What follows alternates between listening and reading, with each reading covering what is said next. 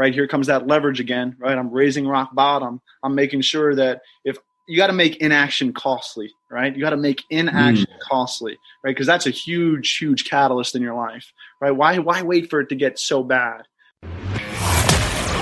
Welcome to the Mental Advantage Podcast. Whether you're an athlete trying to perform at your best when it counts the most, a coach or business leader trying to get more out of your team, or someone looking for more personal growth, this is the place for you.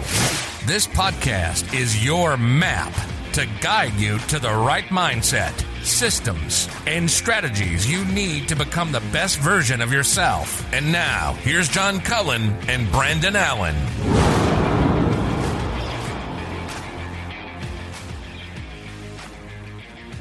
So that, of course, was Mark Glicini from Friday's interview. What was your take? I know you've had a chance now, a couple of days to listen to the interview, Sure. Hear from others about the interview. What were your thoughts on everything?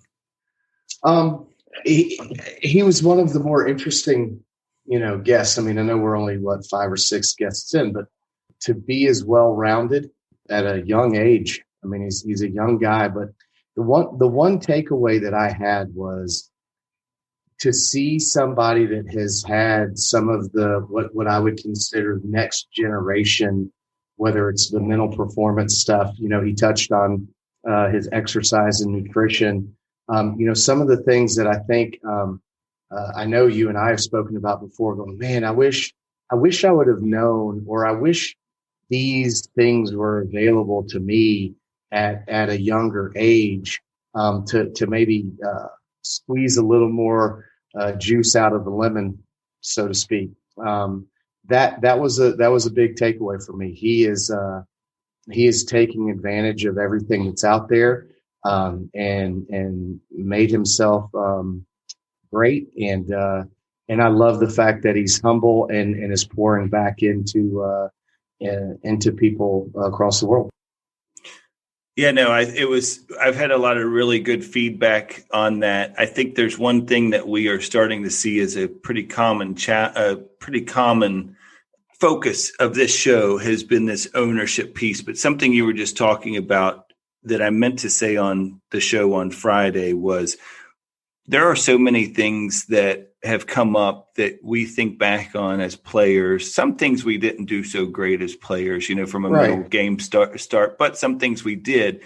And it reminded me of something I heard Dr. Rob Gilbert actually say on Mark Glicini's podcast when he was talking about this idea of there's 4 steps to learning. There's unconscious incompetence, where you don't know what you don't know. Okay. There's consciously incompetent, which is where we know we don't know this particular thing.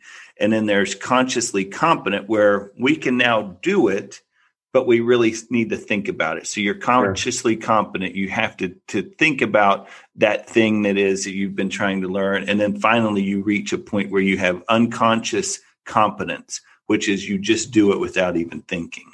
And that, I think, is what you're talking about there with as a player. And really this goes for a lot of different things in life. I know we always kind of revert back to sports just because that's kind of our arena, but there's lots of things that in sales, for example, we're both in sales, and there's things that we do that we don't really think about at this stage in the game, but others that observe it will say, hey, that's really good the way you do the, X. Sure. And you're I didn't really even think about it before, but it's just something you've developed over time. But there was a time as a sales rep where you had to think about it, which would have been that conscious competence. So absolutely. Really interesting. But the one thing I was going to say is whether you go all the way back to Dave Meyer, Todd Setner, Tyler Pazik, Chris Vasami, all of the folks that we've had an opportunity, a pleasure to talk to, the one common theme that I think is resonating through all of this. And it really, Brandon, I think comes down to why we decided to do this podcast around mental advantage and the power of the mind in the first place is this idea that you have to own it. You have to be the person who owns your attitude, your behaviors, absolutely. The goals, the culture, the leadership or whatever. It starts there. It starts with that right mindset to be able to go into these things. It really does. And listening to even how they own their day, right? They are going to make sure that they have a list, and they're going to make sure that they have very small micro. Was it one of the guys called it microscopic goals or microscope goals, right? Where even if it's just a shower, I think Mark even mentioned it. Hey, shower, brushing teeth, drinking a bottle of water. That's a win. Like don't take that for granted that that's not a win. And these guys build on their successes day after day and success after success. And it's interesting because it goes back to kind of the title of the podcast, which was momentum, right? They create momentum for themselves on a daily basis. So let me share with the listeners this, because you bring up something that's really important. The reason that process and routine is so important is it puts you in an accomplished state. So, for example, one of the challenges during this pandemic that I've talked to a lot of people about is they say, I just feel like the thing about this pandemic is I've not felt in control. I feel like there's so many things that are going on that I can't control. School shutting down, Right. work, having to work from home, all of the different examples we could come up with. And I tell people is the more process focused, the more list focused, that you can be, it will give you that control. It's where you feel like, okay, now that I'm focused on, to your point, literally to that 10th degree of I wake up, I'm going to do this in the morning. This will be my morning routine. I'm going to make my bed. I'm going to brush my teeth. I'm going to shower. I'll get ready for work. All of those things. The more you can be that focused to that detail, the beauty of it is, one, it gets you accomplishing more things during the day, but you will feel more in control and less likely, because you're narrowing your focus on those things you can control. You all of a sudden don't feel as much anxiety out there. And we're going to talk a little bit more about this later in the show, but it's a really, really important thing that you have when you can kind of create that routine for yourself. It is. And it's one of those things where even, some of the other guys, some of the former Navy SEALs like Jocko Willink, he does a tremendous job in his book about, discipline is freedom.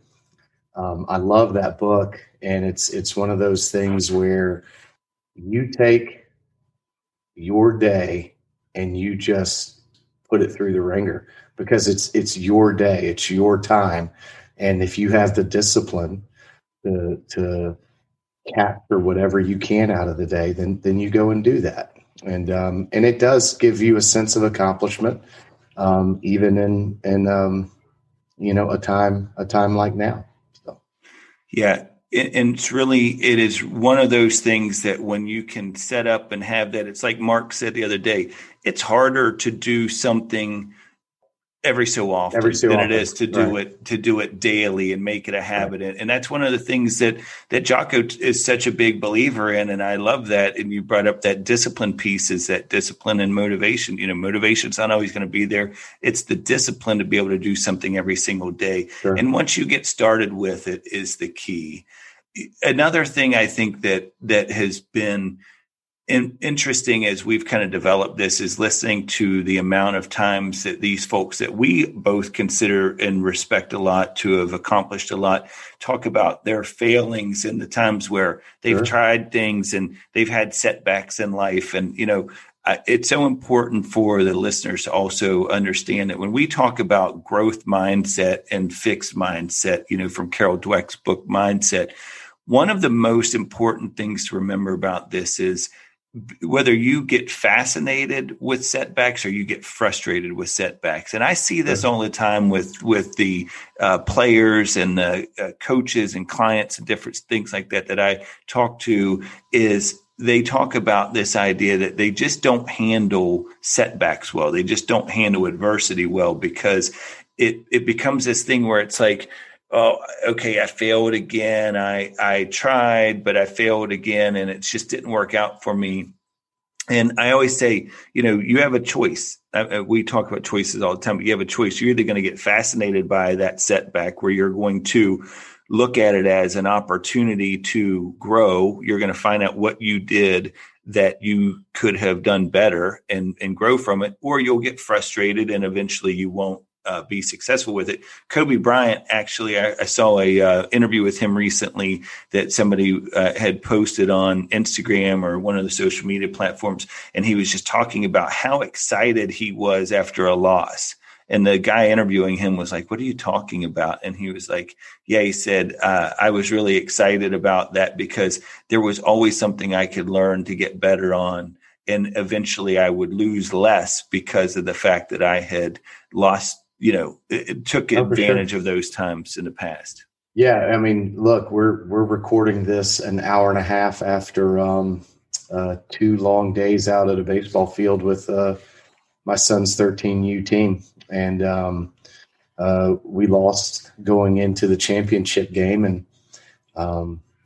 basically had that conversation with him and said, guys, look, we first tournament of the year, had some really positive things and, tried to highlight those, and then gave them all an assignment. And so, they all have accountability partners as part of a culture building exercise that we're trying to do, even at that small level. But, look in the mirror and what can you own from this past weekend where we can get better?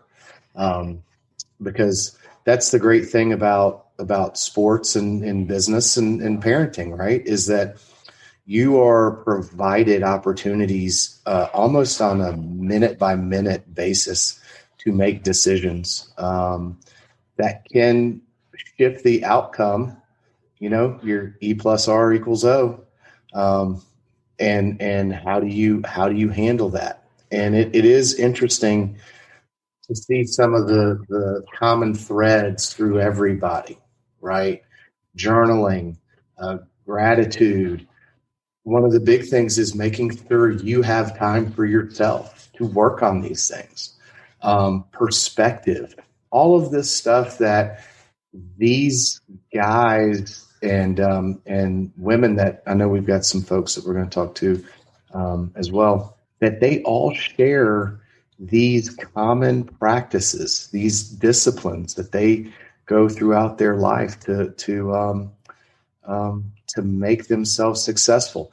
And there's one thing too, John, that I want to add in here that I thought was really good too from Mark, because I think it's very easy for a listener to go through the podcasts and be like, well, these guys sound like they have it all together and they're always having it all together. And, it's a very 2021, Instagram, Facebook thing, right? Where nobody ever posts the bad stuff. But it was like Mark said, hey, I'm human. I mean, I wake up and I maybe not have that full tank to really go out and attack the day. But that's where he really leans into that process. And that's what, I know Brian had mentioned it as well. That's when they really lean into those processes that they have set out for their day. And so even when they're not at 100%, they can still achieve what the success that they feel they need to achieve for the day. It's a common theme in the world of mental performance, especially when it comes to this idea that you're not always going to be, like Mark said, there's plenty of days where he's just had a horrible week personally that he has to now go out there and perform. And we've said it on this show before, but it's worth repeating, is the key is showing up.